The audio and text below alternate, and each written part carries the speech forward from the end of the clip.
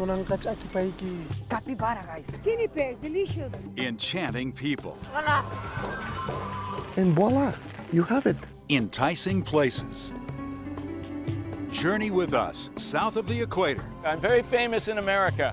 to a land of mystery and magic. One of the most unforgettable places on the planet. Evening Magazine has your passport to Peru. Buenas noches. Welcome to Peru, a land of wonder and adventure. I can't wait to show you around. Let's kick it all off with a look at the place that 1 out of 3 Peruvians call home, Lima.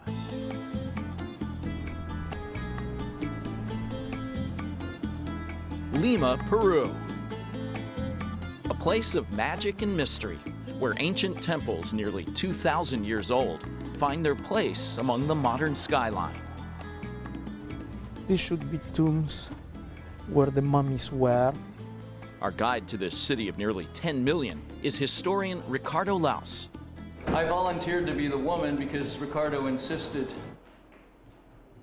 And this is a female mummy, about 800 years old. Lima is a city of layers, once home to an Incan empire, overturned by a brutal Spanish conquistador named Francisco Pizarro. Spaniards, they calculate, took in the 16th century 200 tons of gold. Pizarro himself was assassinated just a few years later by a rival Spaniard. Peru's capital city by the sea has also been rocked by earthquakes and rebuilt several times over the centuries. Every century, at least 2 big earthquakes. The quake-damaged Ermita Church has stood silent sentry for nearly 40 years, a testament to the fury of Mother Nature. And the purple-draped Lord of Miracles celebration unites Lima residents for 1 month each year as they pray to ward off future tremors.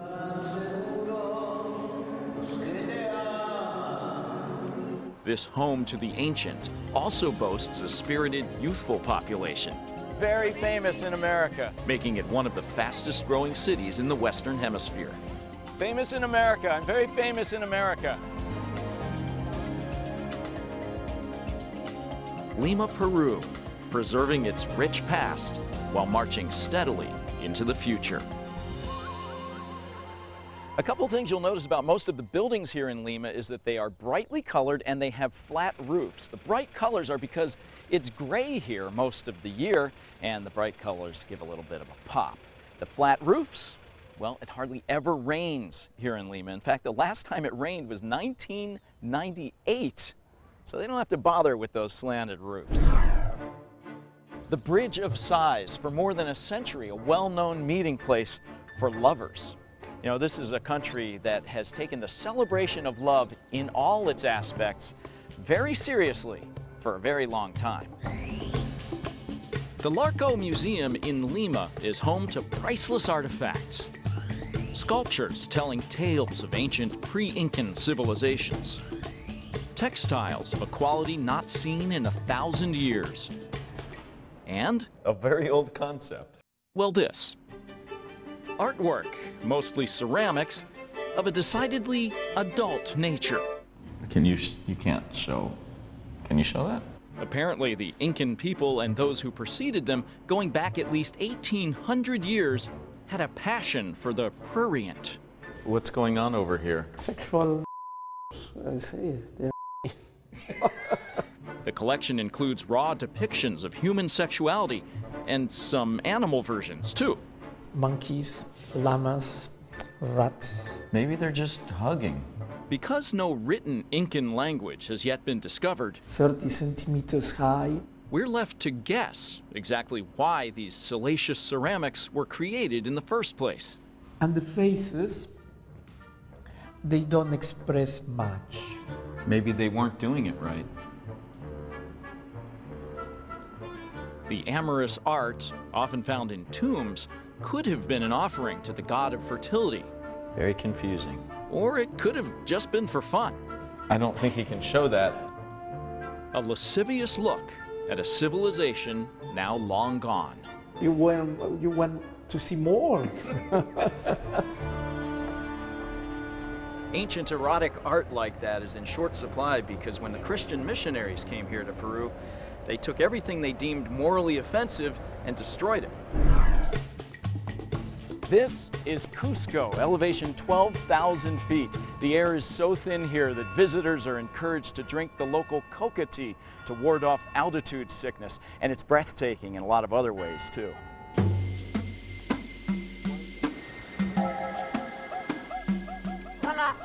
It was once South America's largest city and the center of a vast Incan empire. Armies have fought for it. Kings have called it home. Cusco, Peru is the most important place you've never heard of. This city of nearly 500,000 people is a protected World Heritage Site with spectacular architecture dating back more than 1,000 years. From dancing the huaño to juegos de fútbol beneath hillsides terraced by an ancient civilization, past is present for the region of Cusco. I am devastatingly handsome. Muy guapo. Here in Ollantaytambo, some homes have been continuously occupied for more than 500 years.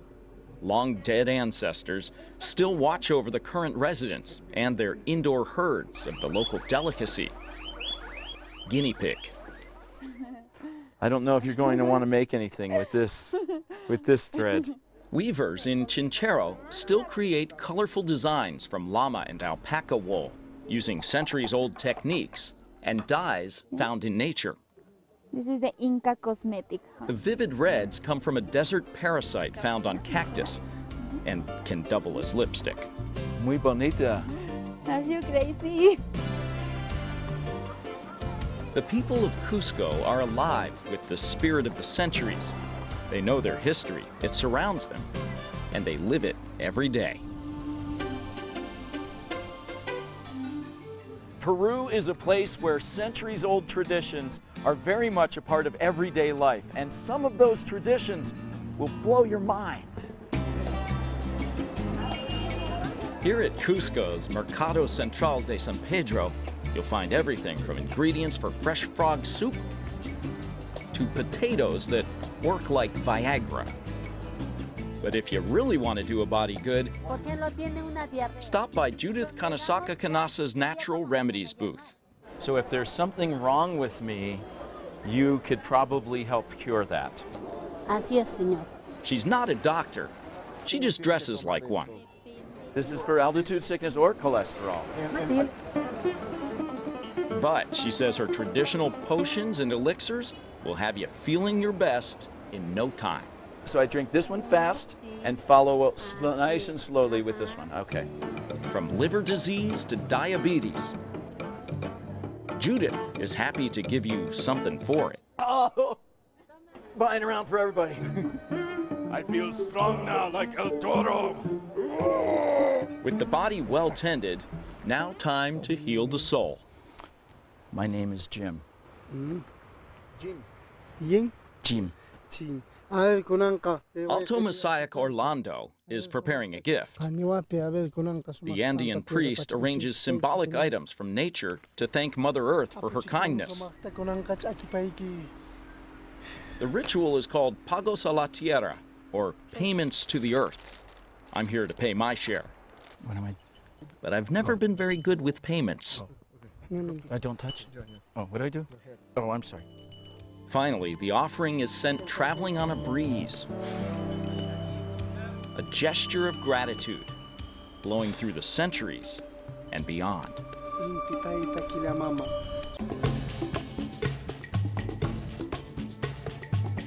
A few hours away from here, high in the Andes Mountains, is a sacred city in the sky, a place called Machu Picchu. Is it all just a dream? In a way, yes. The dreams of one man. Here it has stood for more than 500 years. What really happened here? A beautiful mystery on a mountain. Machu Picchu is that place that I consider a personal challenge. Archaeologist Edgar Mendeville Figueroa can't leave this mystery alone. This is original stone. 100% original. Who built this place and how? Why did they leave it for the ages? Somebody so inspired saying, we have to build one city at the top of that mountain. That somebody was the great Incan king Pachacutec, who would stop at nothing to place this jewel atop his empire. 65,000 people, 100 years, and voila, you have it. To build it, they leveled a mountaintop, Cut 60 feet of solid rock. hauled in material from more than 50 miles away, Sand, clay, soil. and mined a quarry at 8,000 feet. They terraced the slopes for farming, tapped a rare mountaintop spring for water, built homes and temples, and then it all stopped. But most of the side was not finished, was not used. Granite blocks still rest on rollers used for construction. Stone cutting remains unfinished. The workers left their tools and never came back. And they just disappeared into the forest, into the Amazon. It's very likely that smallpox, brought to Central America by European explorers, made it south to Peru before they did. 70% of the Inca's population disappeared. Machu Picchu would remain largely uninhabited for centuries to come. Just covered by vegetation. Who knows what secrets these stones still hold? Machu Picchu was a dream, is a dream.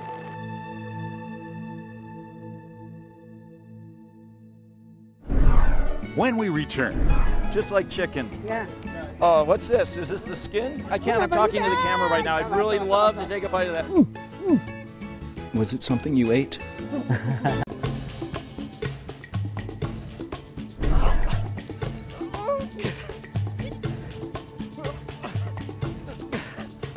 You all right?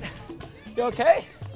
All right, now that I've worked up an appetite, let's take a look at why Peruvian cuisine is sweeping the world. Peru is a land of abundance. This is año. It's one of the 380 varieties of potatoes we produce up here in the highlands. Visit any public market and you'll find exactly what you're looking for This is guinea pig, delicious. and plenty that you aren't. This nice lady here will sell me a guinea pig, slice it and prepare it so that I can eat it right here.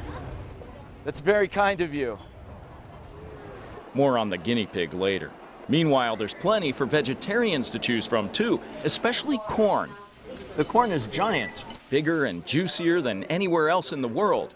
Morado, or purple corn, is used to make dessert, and chicha, a refreshing drink with or without alcohol. Sweet potato and pumpkin are used to make the tasty Peruvian donuts known as picarones. Picarones.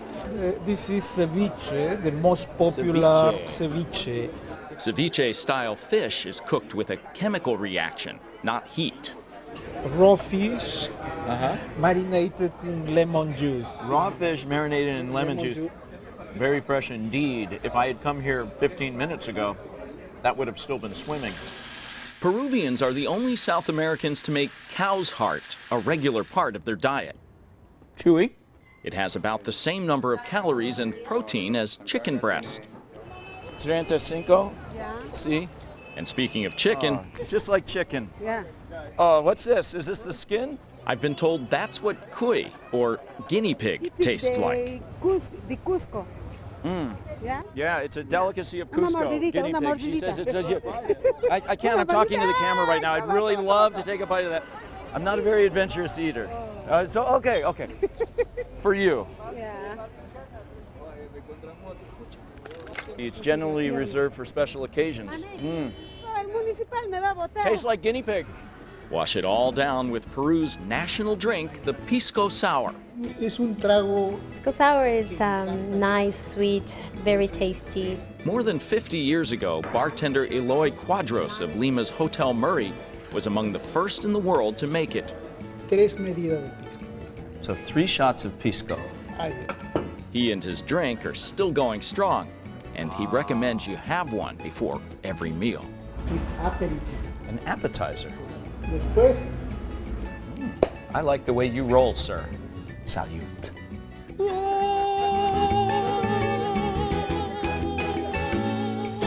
My personal favorite, Inca Cola. Looks a little like Mountain Dew, tastes a little like bubble gum. The perfect combination.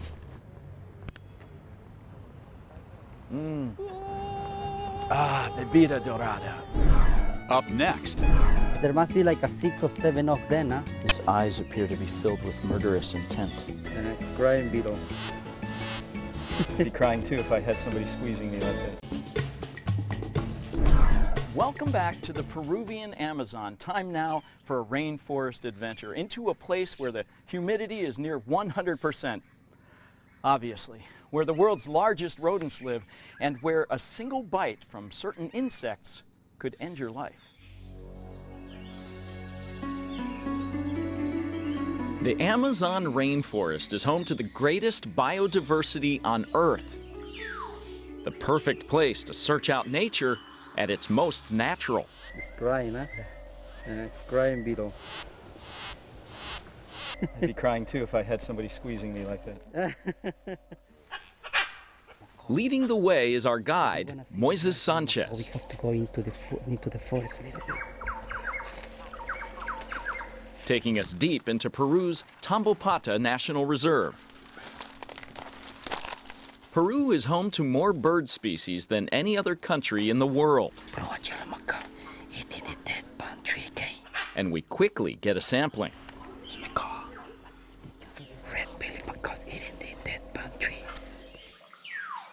One-fifth of the world's butterfly species are found in Peru, and a single acre of the Amazon can be home to more than 3 million ants. The bullet ant gets its name from the damage it inflicts. They don't bite you, they sting you. Equal to the pain of a gunshot.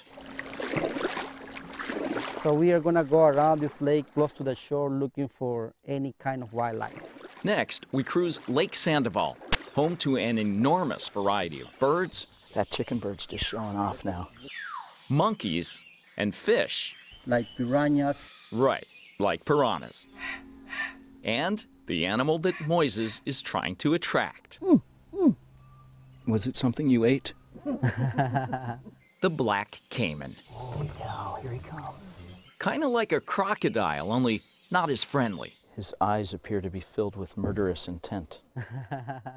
Not far from the reptile, Moises spots something else. Jeez. It's the rare and endangered giant river otter. 7 of them is ahead of us. Looks like piranha is on the menu. That's a crunchy fish.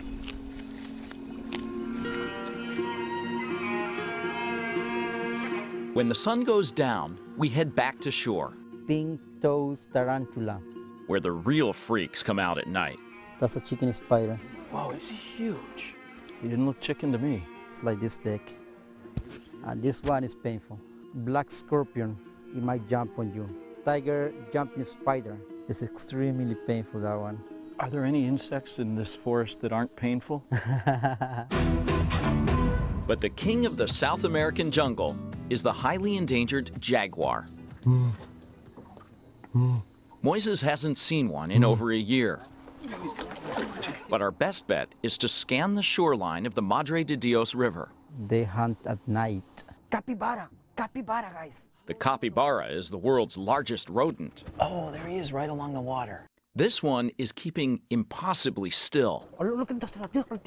Dioselo. And then we see why. Wow, it's a jaguar. Sure enough, Look at that, it's a jaguar. it's a jaguar, stalking his prey, That one is rare. running out of space and running out of time, Maybe you don't understand how lucky you are. but still king of the jungle. Oh, wow, that was a very good one, guys. Oh, wow, that was a really good one. Well, that's it from Peru, a place steeped in history but firmly embracing the future. Hope you get a chance to visit sometime. Gracias y buenas noches. Travel and accommodations for Peru provided by the Trade Commission of Peru, Los Angeles.